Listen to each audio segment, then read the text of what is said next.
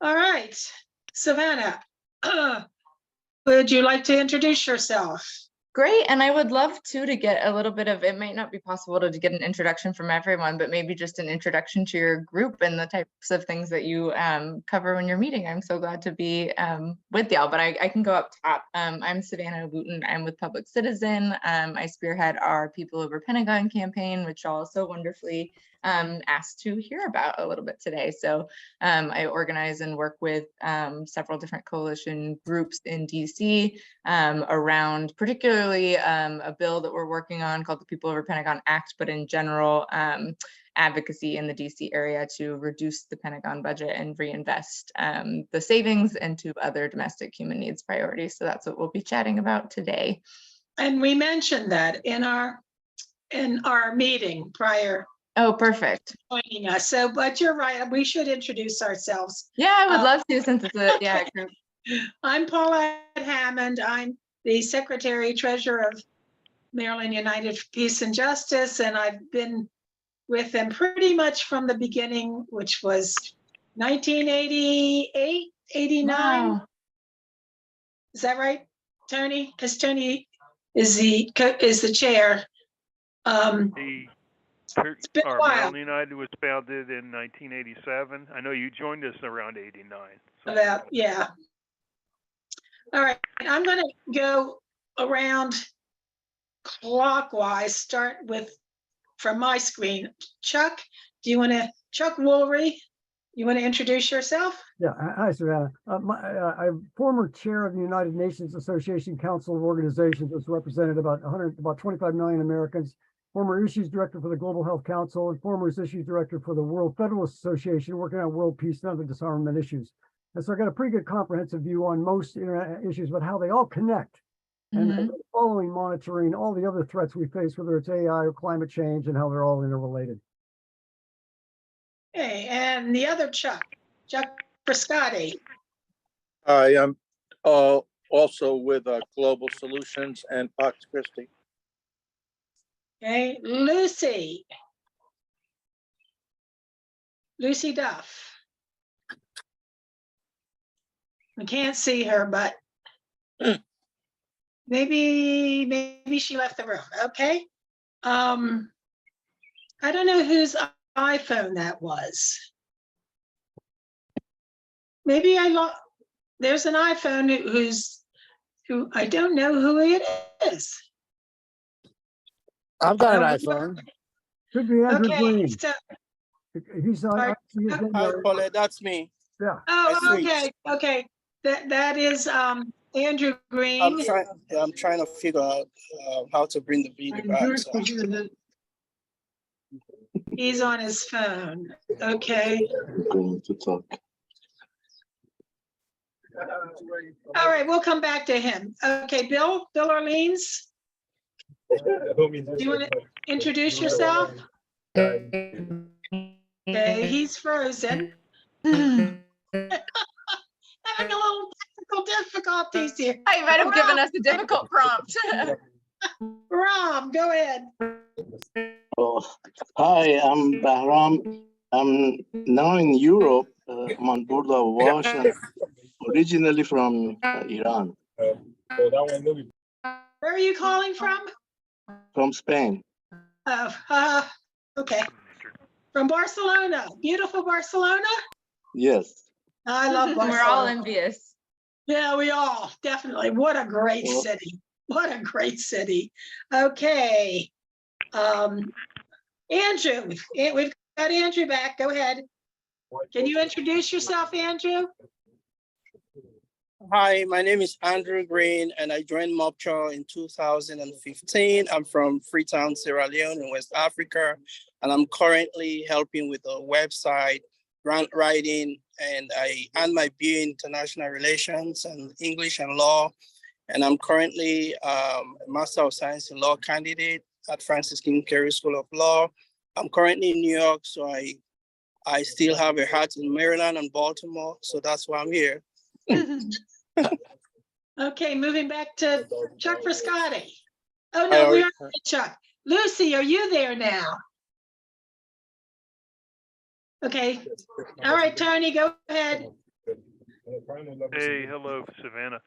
Tony Langban. I'm convener of Maryland United for Peace and Justice. I serve on the board of Maryland Peace Action and on the board of Progressive Maryland.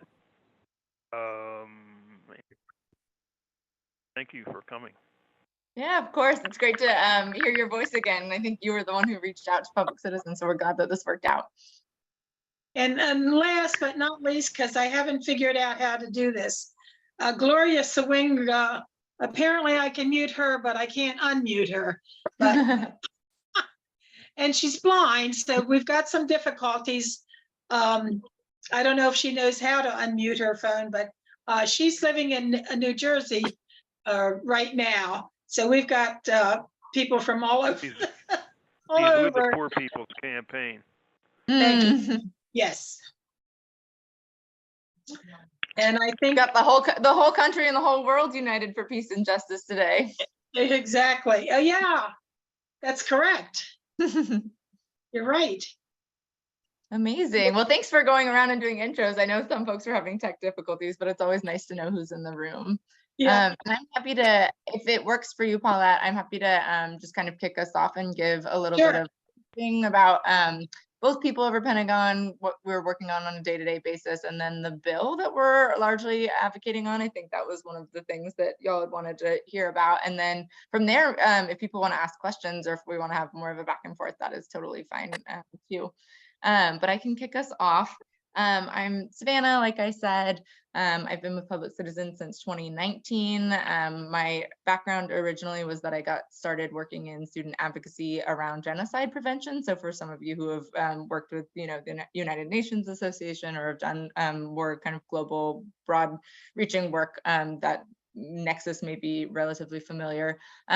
Ultimately was working in the peace building space and realized that there was an opportunity to come over to Public Citizen and work on the anti-militarism side of things.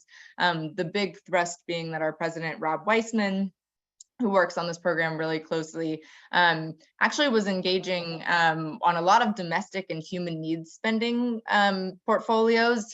Public Citizen had not done anything international relations related in general. I think for those of y'all who know the organization or have a little bit of background on it, it actually was spawned by Ralph Nader and folks who were doing a lot of consumer advocacy in the 70s and 80s, particularly trying to challenge corporate power. They did a lot of advocacy around FDA regulations, doing a lot of advocacy around, seatbelts in cars and crash safety and making sure that, airplanes themselves are safe. So this kind of switch over to anti-militarism work or expansion of the portfolio was not something that they particularly expected from the organization.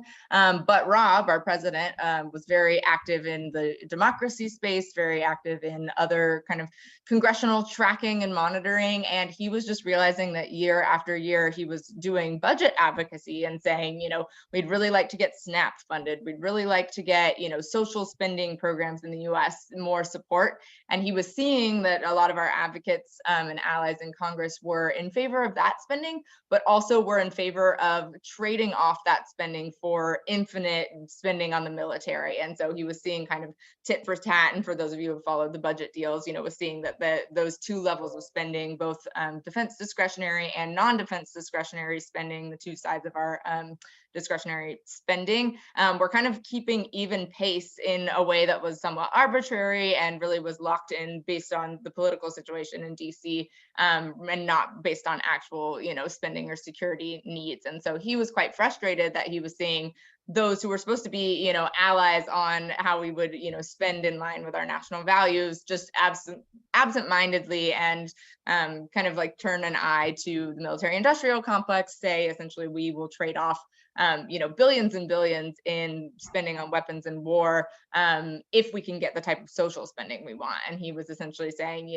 this is a really frustrating trade-off that we're seeing happening. We're actually not seeing a lot of our progressive allies speak back against it because it's kind of seen as like a poison pill. Like we have to take more military spending in order to get spending on other things that we want.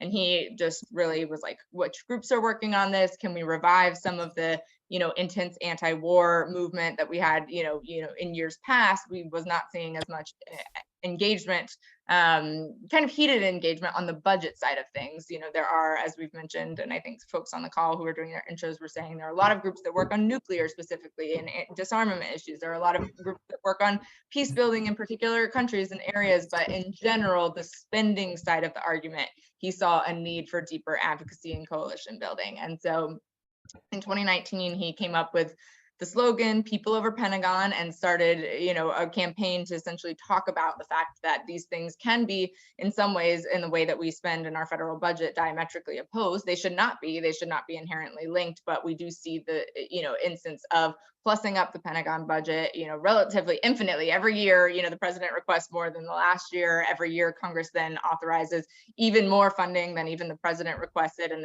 the budget is just going up at a really sky-high pace while we're having these conversations about needing to pull back on other social spending needs. And so that was where the campaign got started. He got, you know, a group of I think it was around 30 at the time, other groups that came from a broad swath of different areas in DC. There were faith groups that were engaged, immigration justice groups that were engaged, climate justice groups that were engaged, you know, and these are not, you know, initially the first partners that you would think about, but for them, you know, the arguments for some of these groups was that if we were to free up funding from militarism, the amount that we spend on the military, we may be able to reinvest some of this funding into other true needs.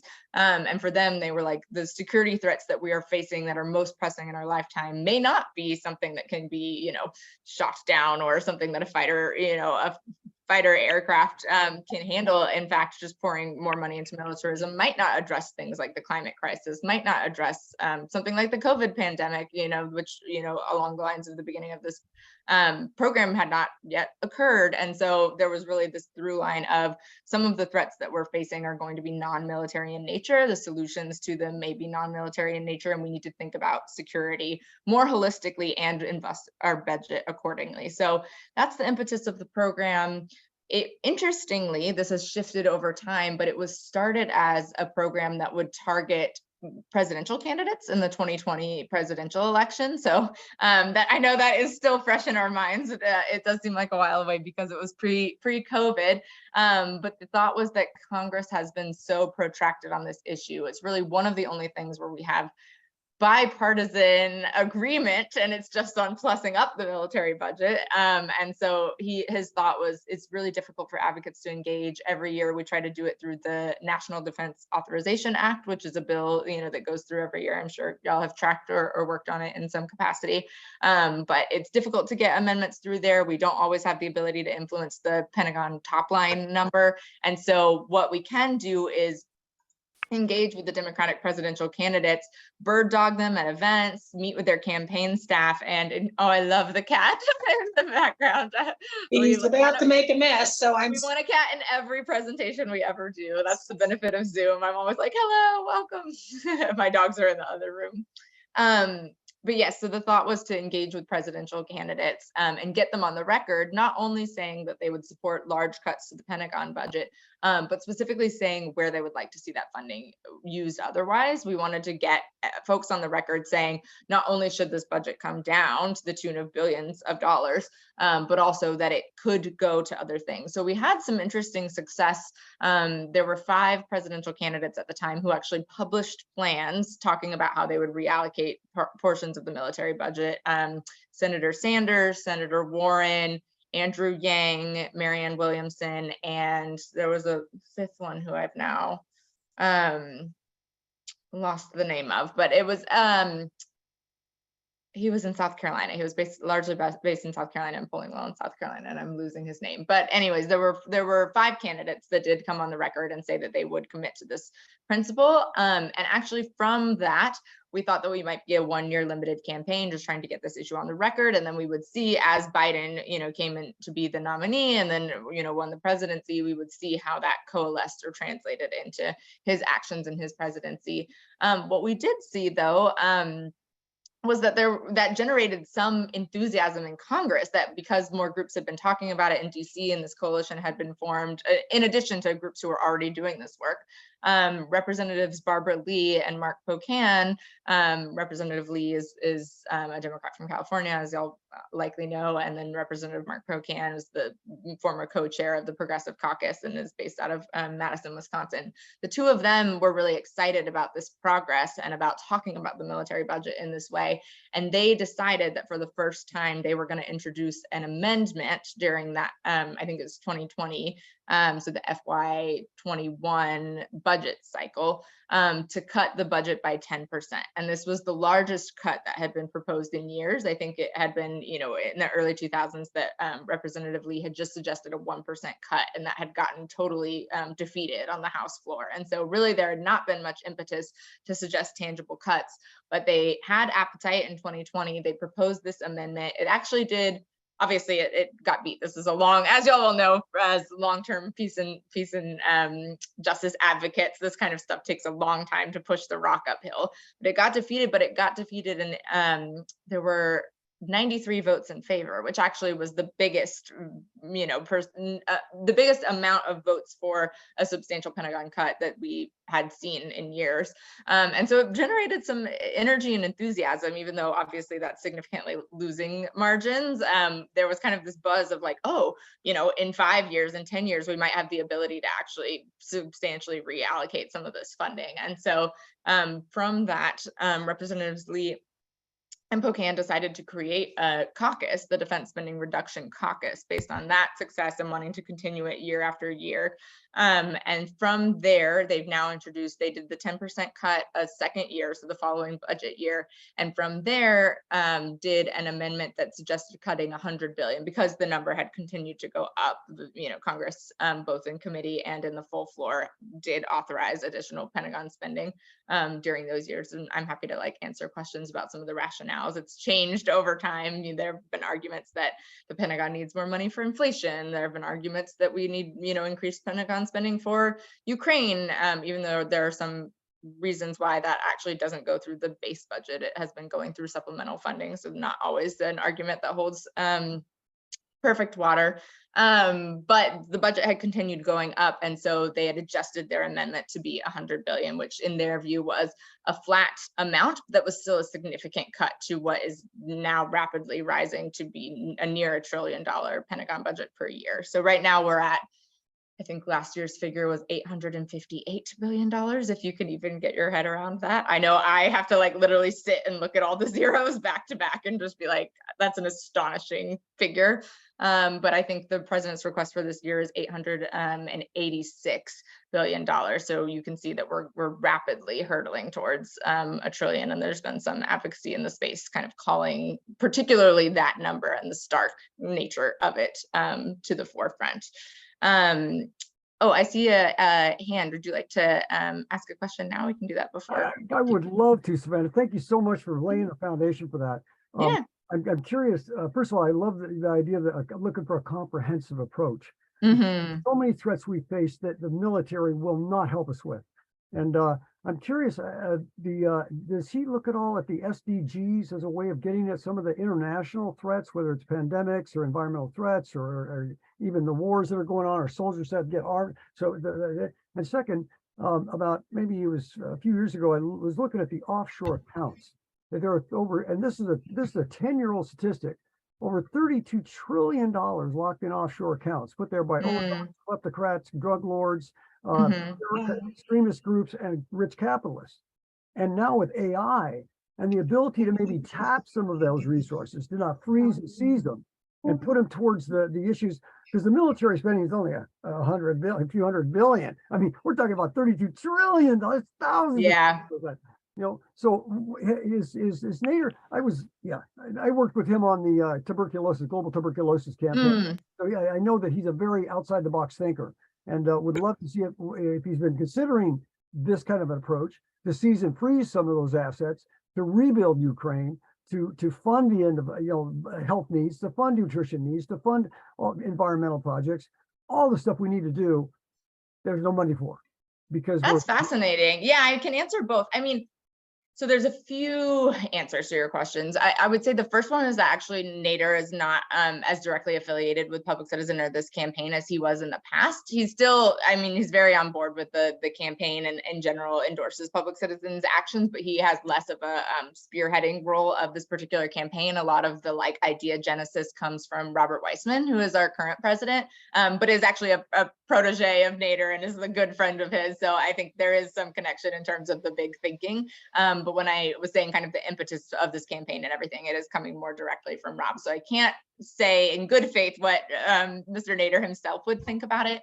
But I think to your point about the SDGs and whether or not that's considered, I think Public Citizen has tried really hard to say a holistic approach to security would benefit us all, and very much so. I mean, we've been trying to point out, and we've had these really ripe metaphors in the last few years. I mean, the story has almost written itself in terms of an advocacy campaign, and that we started this in 2019 and 2020, and we were saying the true threats that we're going to face are not going to be ones that are just, you know, military in nature, as I said earlier. And then what happened in those years was that we had the COVID pandemic, you know, reveal itself if really we were the safest we could possibly be because we had the largest military in the world, right? Like we would have been able to prevent, and there was some indication that, you know, the military did have, you know, intel on COVID that they were not, you know, acting on as quickly as they should, or they didn't have capacity. But like we certainly didn't have PPE. We certainly weren't using the Defense Production Act in the way that we could have to quickly mobilize against a public health threat in this way. And there's some argument that we weren't kind of comprehensively governing across all sectors, but we're rather leaning very, very heavily on our military leg. So yes to the SDGs. I think we don't typically pin them to like particular SDGs. I know like 16 is largely like world's peace or justice, or, you know, would probably be the one that is most aptly pegged to this. But I think it is in the back of our minds when we talk about holistic security, and certainly would be aligned in approach. Towards the asset freezing account, I will just have to say that's not something that I am an expert on or know about in a lot of detail, but it is certainly like a creative idea. And I think we have definitely talked about different ways. I think Public Citizen has also come in very strongly on the taxing the wealthiest, you know, percentage of Americans, and have said, you know, this aligns with us too, reforming the tax code to find where a lot of this immense wealth exists. You know, it's not just the Pentagon budget, it's also in, you know, wealthy corporations not paying their fair share. So we're certainly in the camp of look where this money is either, you know, illicitly hidden or, you know, hoarded in our, you know, view organizationally, and tap into those resources as well. I will say my expertise is definitely just in the Pentagon side of things, but I think organizationally we are very with you in terms of like, let's look where this money is and be able to reallocate it, because we should be able to provide for the collective with it. Thank you. Yeah, and I'm happy to connect to after with if you have additional questions on that front, or if it would be helpful for me to run some of those ideas up.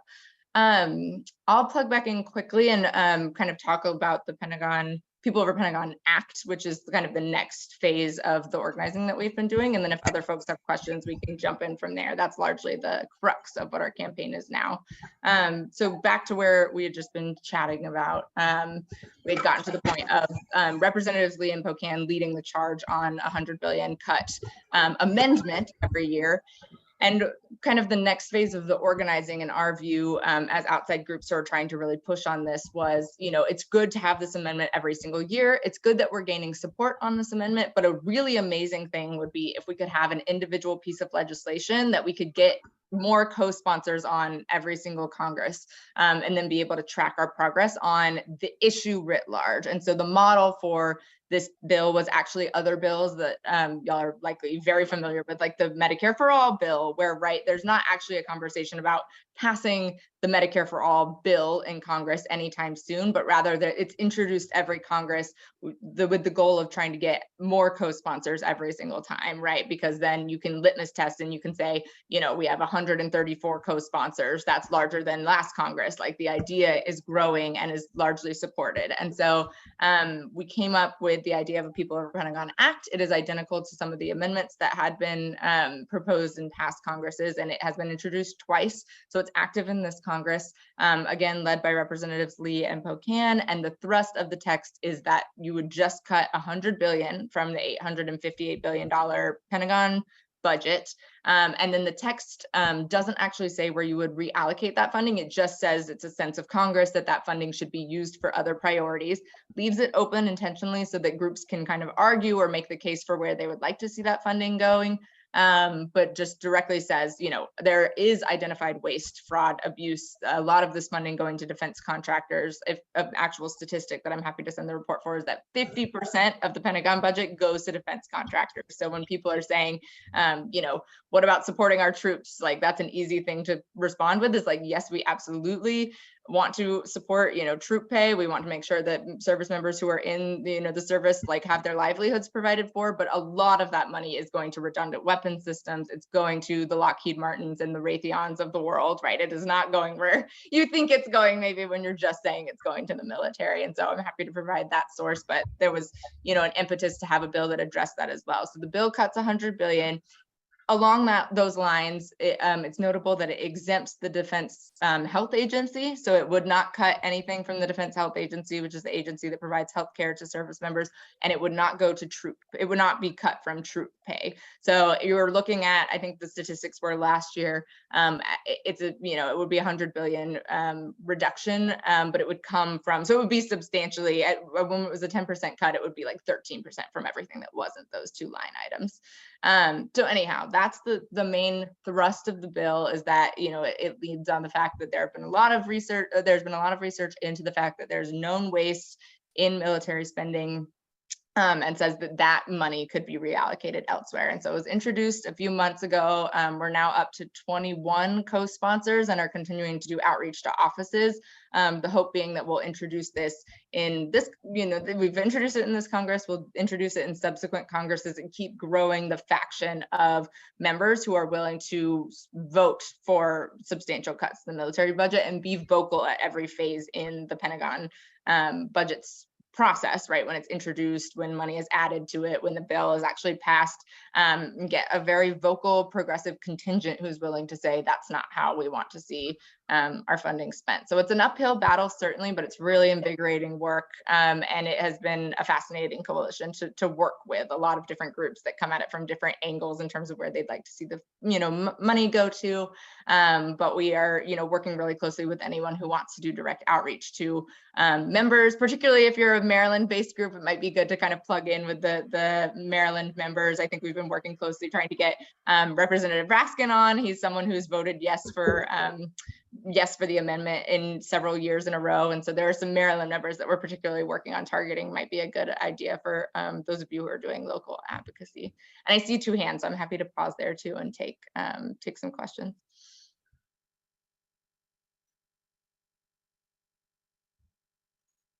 Andrew, do you want to say something? Do you have something you'd like to ask?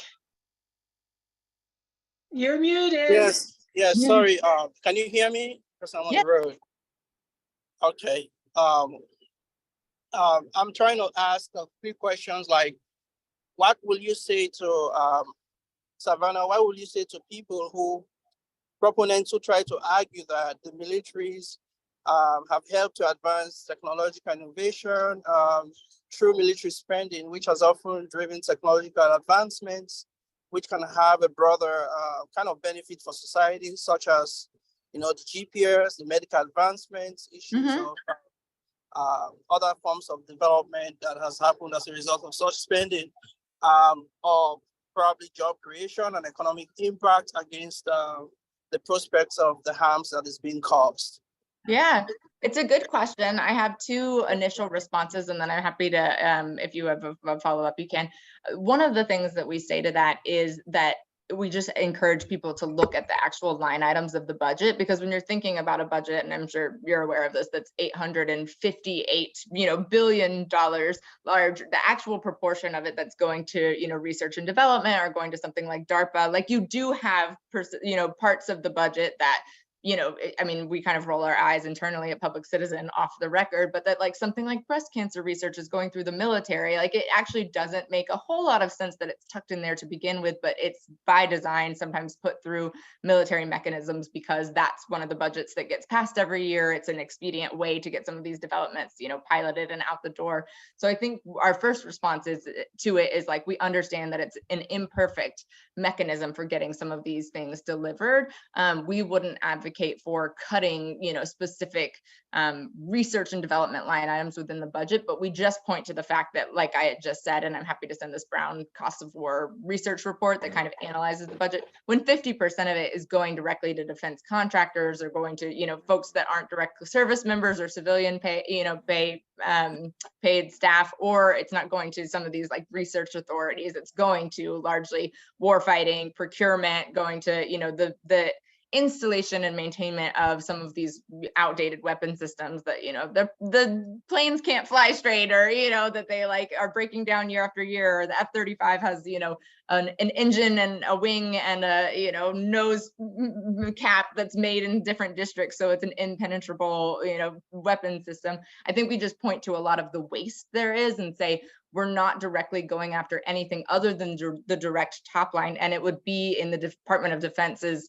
discretionary authority to determine, if you were to cut the Pentagon budget by $100 billion, DOD could figure out where that came from. If they so chose to cut from research programs, that would really be on them when they have the ability to cut from so many different other weapon systems. So that's one of the things that we say. And I did just have a second follow-up, and I'm trying to remember the second component of your question. It might come to me in a second, but that would be the first thing that we'd say. And there was a second bit that you said, and I've just totally lost it. What is it? You want me to recap the question?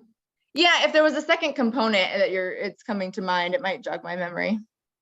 Yeah, I mean, some schools of thought argue that the essence of military spending is based on job creation and economic impact. Oh, that's exactly it. Yeah, you're perfectly organized. I remember the point.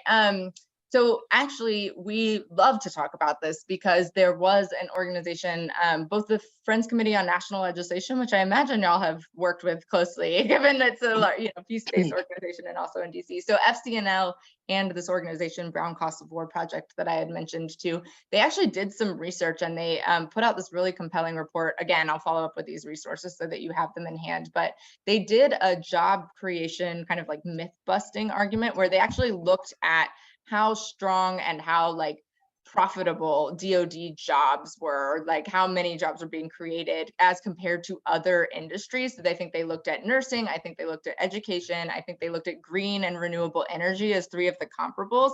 And they actually found that dollar for dollar, DoD and defense jobs were one of the least effective or like least profitable job creators.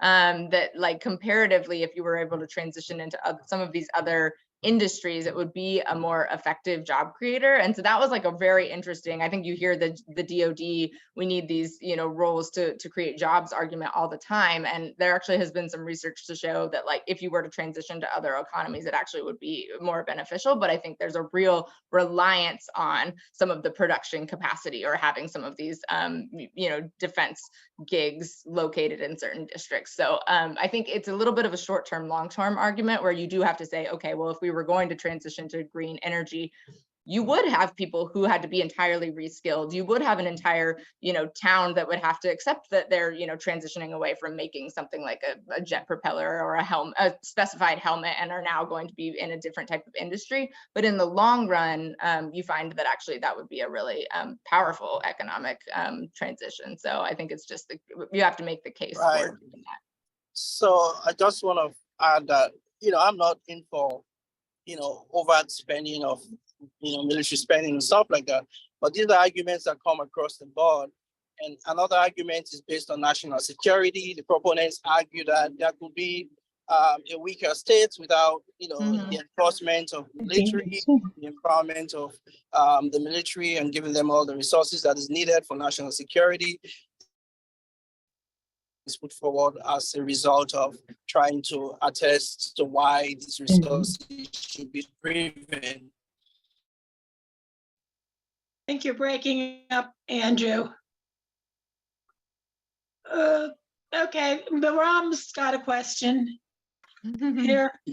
Yeah, I hope this is a good time for making questions. Go ahead. The military, I mean, the Defense Department budget is part of the discretionary budget, right? And yet they have managed to branch out some to the State Department and CIA. You know, State Department and CIA also function as military. Mhm. And so how is that reflected in the Pentagon budget, or is it totally separate or a secret budget That's a for great them? question. So there are two other, when we talk about, and I had to learn all of this when I got set up, they make it so wonky that it is a little inaccessible until you kind of get in the budget number. So it's a great question. So there's when I'm working with other budget folks on this, there's like a Pentagon top line number that they call 050. Y'all might be familiar with it, but if not, it's like a specific line item in the budget that they call 050. And that's the national security budget. And what the national security budget is, it's the Pentagon. So it's specifically what goes to the Department of Defense, but also some line items that are in the Department of Energy. So usually nuclear that's in the Department of Energy, and then Homeland Security. So that's considered the broader like defense top line. And then anything like you're describing, I think, yeah, defense and security, but anything like some of the intelligence community agencies and state all are considered non-defense discretionary.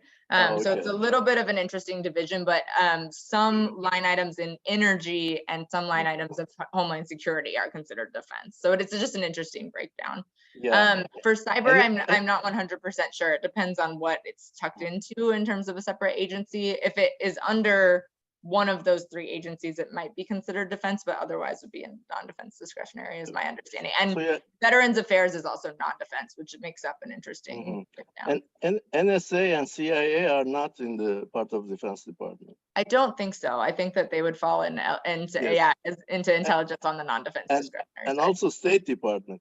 See, State Department is certainly that's non-defense. another agent, another department.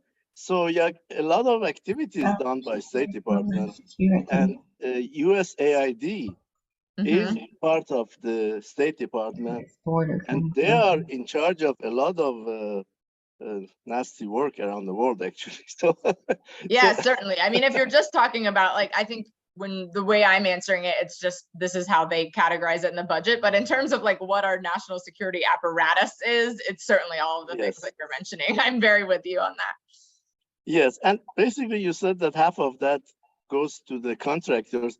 Well, this is the whole thing, that these lobbyists lobby the Congress to feed these contracting companies. I mean, and then they have to, the role of the other agencies is to create an enemy so that they can spend, they can ask for the budget to fight them. Certainly, yeah, that's a comms, you know, in some ways it's a comms machine, or diplomacy, you know, yeah. But I have a question. But let me finish with the last comment. The tragedy is that the Democrats and even so-called progressives of the Democrat voted for this budget. I mean, including Sanders, AOC. I mean, these guys that are supposed to be from the, you know, Democratic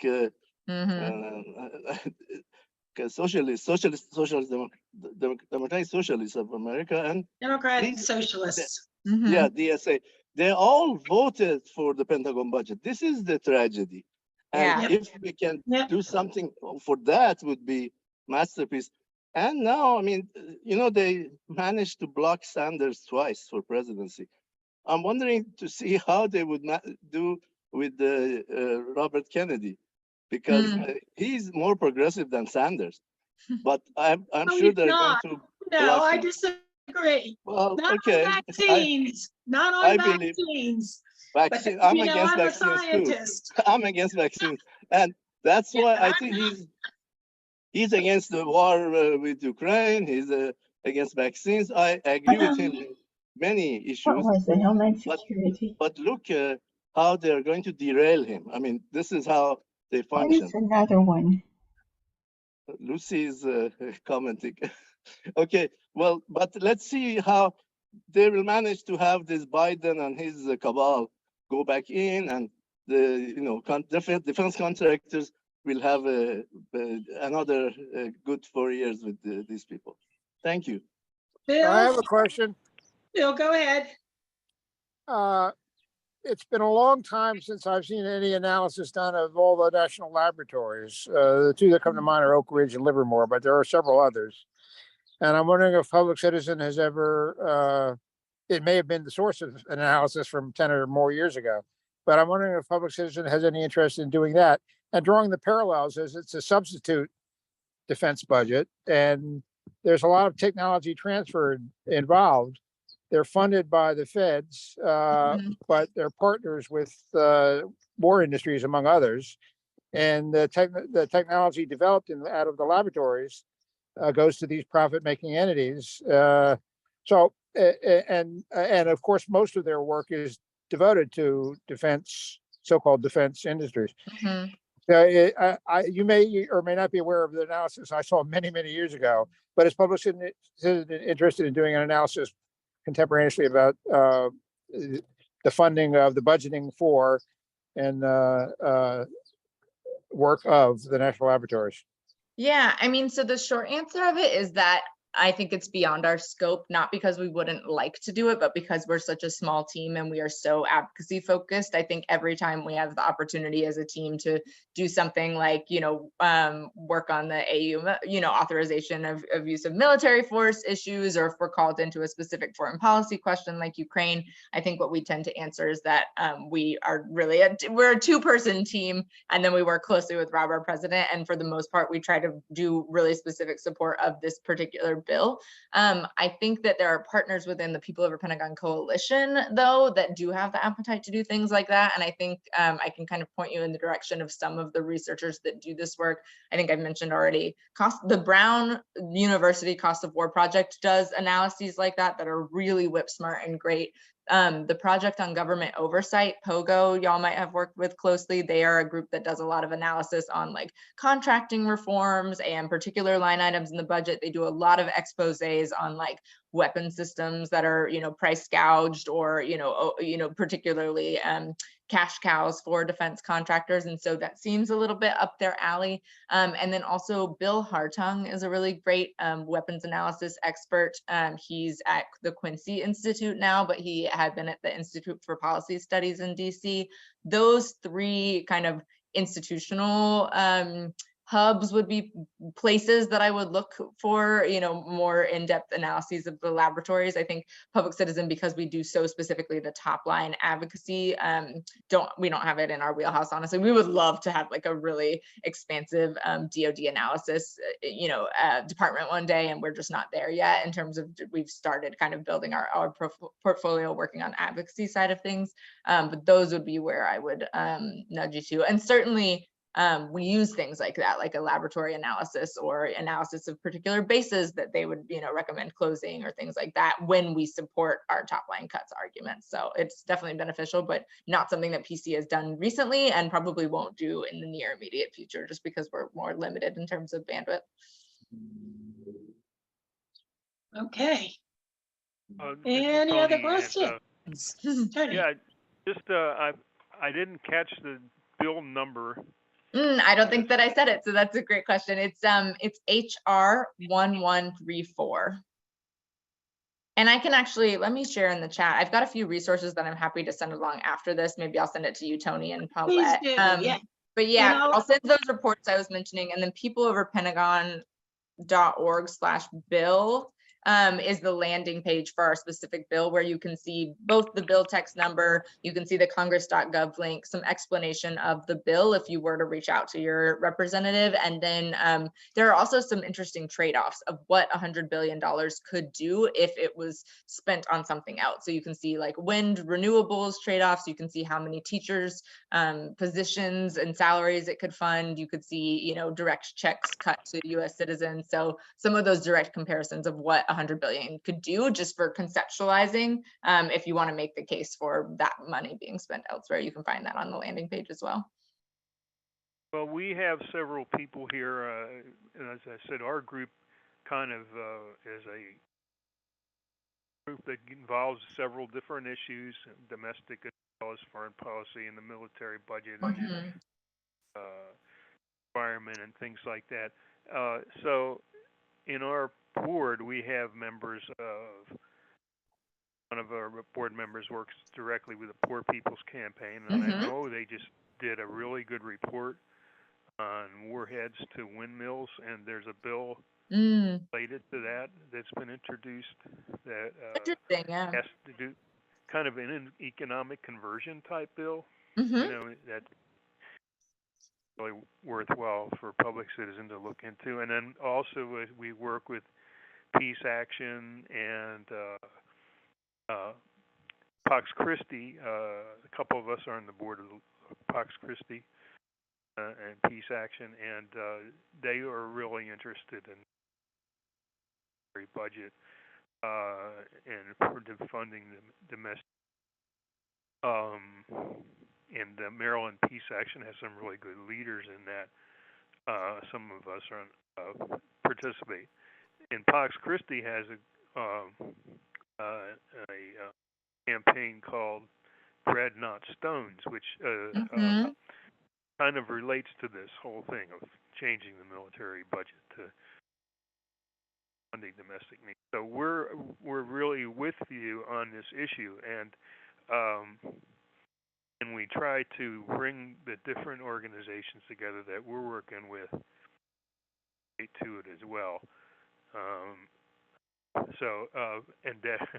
And there's another HR 77. You're probably familiar with that one on the nuclear weapons ban, and so working on that. So yeah, a lot of the.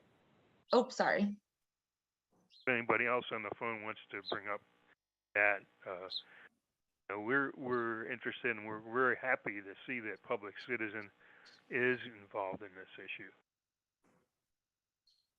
Yeah, my hope is that we're just getting started on it. I think we're trying to build out, as I've said, public citizen hasn't always done as much foreign policy or budget engagement, and I think we're finding it very invigorating, especially as we haven't even talked about this on this call, but look at the, you know, impending potential debt deal and kind of the conversation around how we have to slash the budget, or, you know, have to be conscious of, you know, the debt limit, when here we're saying, you know, we're going to cut non-military programs by like an unfathomable amount. Meanwhile, we're not going to touch the, you know, the DoD, and also it will likely get an increase, and kind of having those conversations at the same time is a little bit mind numbing. So I think we're just getting increasingly invigorated about the fight, and also about folks like you who want to plug in. So it's great to hear. And also I should have mentioned, you know, Peace Action and Pax Christi, and I think a lot of the organizations that you've mentioned are endorsers of the People Over Pentagon bill and have been on the People Over Pentagon campaign since 2019. So some of our favorite partners to work with, local groups and national groups included. So it's great to hear. And I always love working with the Maryland chapters. It's always nice when, you know, sometimes we get calls in like from New York or the Bay Area chapters, but it's really nice when it's folks who are close to the DMV, so we can engage a little bit more directly and locally. Yep. Right, and I like the FCNL's slogan now, which is "Invest in Peace, Not War." Mm-hmm. Yeah. Well, and anyway, so thank you. Absolutely. Thank y'all. I'm so glad that this organization exists, and that y'all are taking time on a Saturday to chat about this with me. Yeah. Well, thanks again.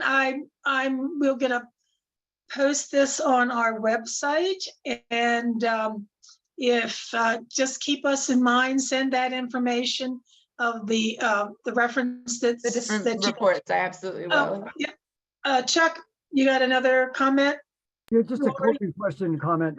It looks like I've been monitoring these issues for over 40 years, and it seems like we're working against the wind now in terms of peace issues, because of the growing conflict with Russia, with China, and then we have the other failed states that are leading to other conflicts, whether it's the Middle East, Africa, now China moving into Africa, terrorism, counterterrorism issues. It just seems like our government is so reactionary, and the reactionary things waste so much money because they don't address root causes. And I wonder if there's anyone studying that as an issue. I mean, looking at just the bioterrorism threat that's coming up, there's a recent report on the evolution of biotechnology and how it's advancing the capacity for bioweapons, even accidents, But just there is no defense against that. There is none. And the only real thing is to try to stop making enemies, to invest in making, anyway, I don't understand why the Peace Committee is so stuck in the disarmament mode when right now Ukraine is running out of ammunition.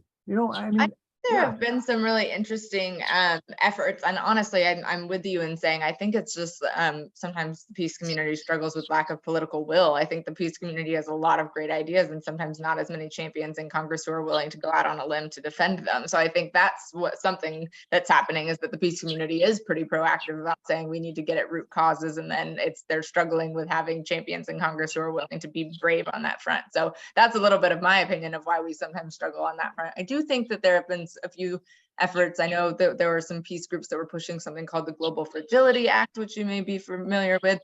Some attempts to say, if we can do a study on root causes of instability and political violence, that would do a lot of work in terms of getting at upstream prevention. But I just know that it's when you start comparing the costs of what we're spending on that, or how much of an uphill battle it is to even get something like that passed versus how easily the military budget goes through, you can see why it's an uphill fight. But I know there's been some effort on that front. And interestingly, there have been some peace groups that have argued that they're pro cutting the military budget, but they would like to see that funding reinvested in diplomacy or invested in some of the, not only reinvesting it in social spending in the US, but reinvesting it in more stabilizing, programming across the world. So there is some argumentation that the funding should be cut from the military budget and go overseas, which is an interesting, compelling side point, I think, too.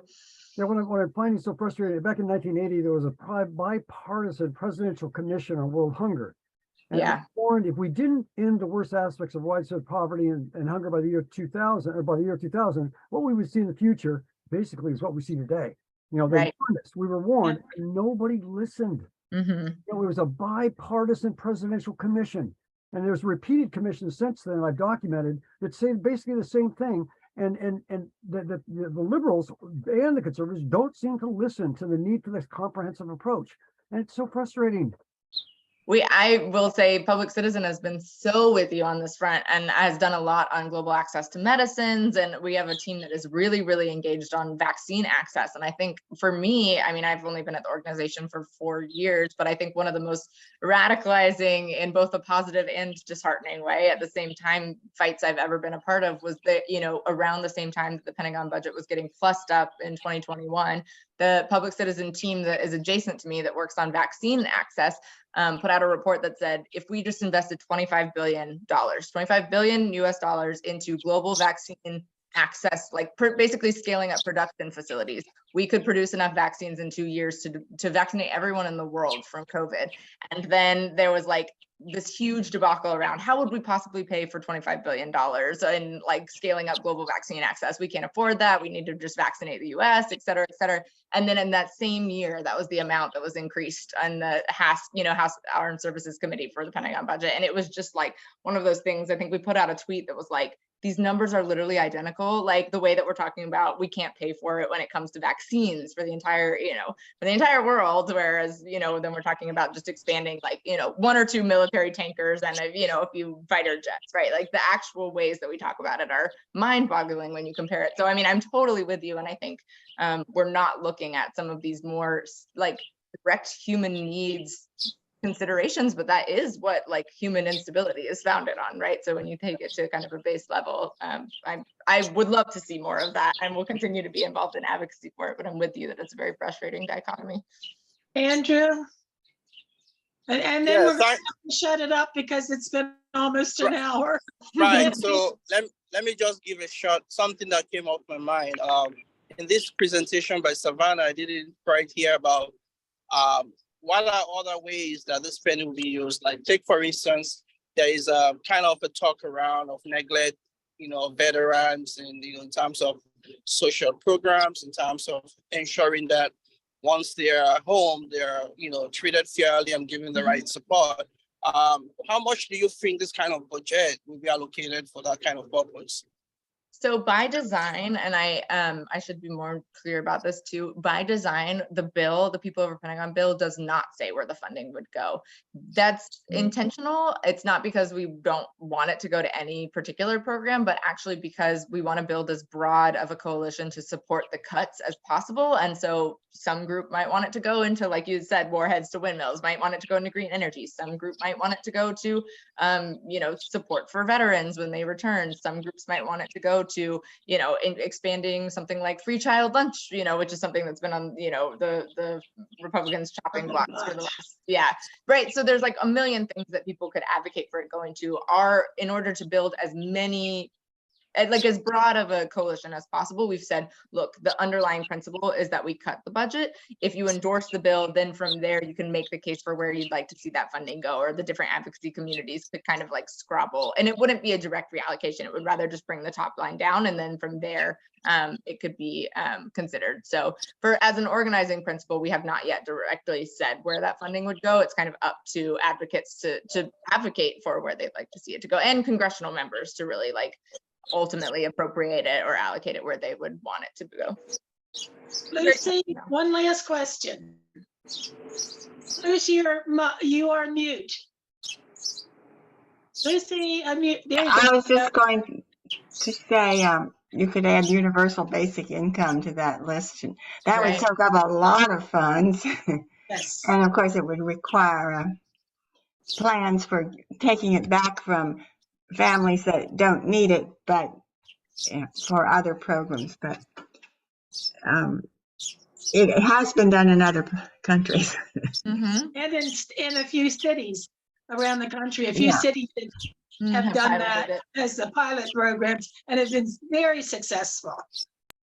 Very successful. All right, I'm going to have to close down now, at least this portion. Thank you so much, Savannah. Yes, it was so nice to meet all of you. Thanks for your great questions. And we will be in touch. Great, and you've got my email address. You're welcome to circulate it out to folks. I'm swooten@citizen.org, and anyone is welcome to follow up, and I'll send those reports along. But it was so nice to meet you all. Great, thanks. Perfect, thanks y'all, bye. Bye-bye. Okay, folks, we have one last thing to do, and that is our next meeting is scheduled for June 17th, and I have to be at the Community College of Baltimore County graduation. So I cannot do it on June 17th unless we do it earlier or later or Sunday or skip it. How do people feel about that? Yeah, I think a reschedule. Can we talk about that more online? I think maybe Sunday might be more possible for some of us, but I don't know. Okay. How about skip it? Like summer. Is Sunday more online, but can I also say something? Potential speakers in the future.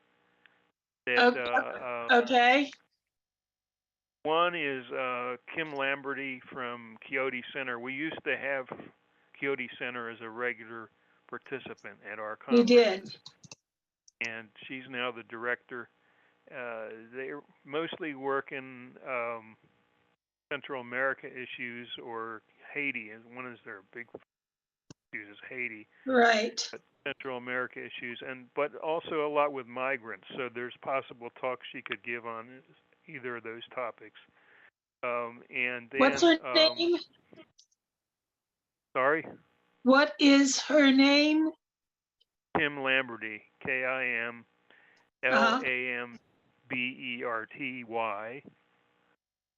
And the other is a group we talked about in the past, the Humanity and Inclusion Group.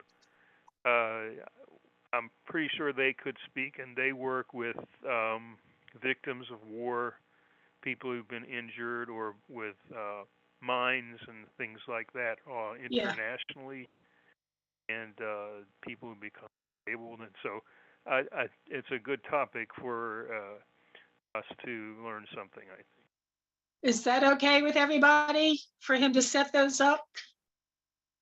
Yes. Okay. I'm glad we where we heard about it before the fact.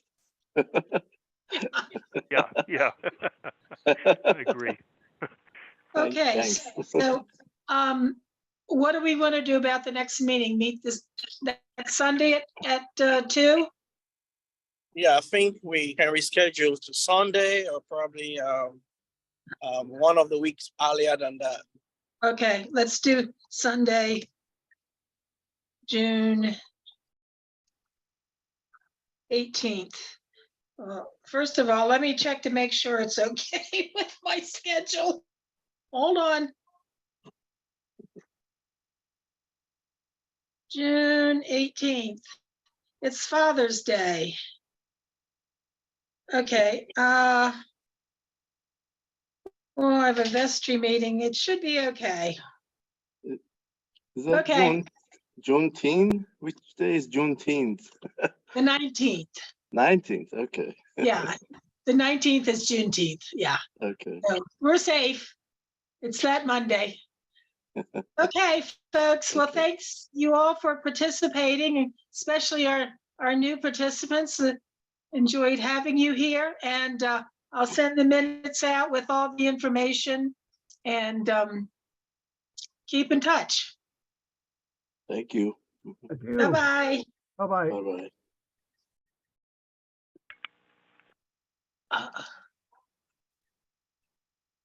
Hold on.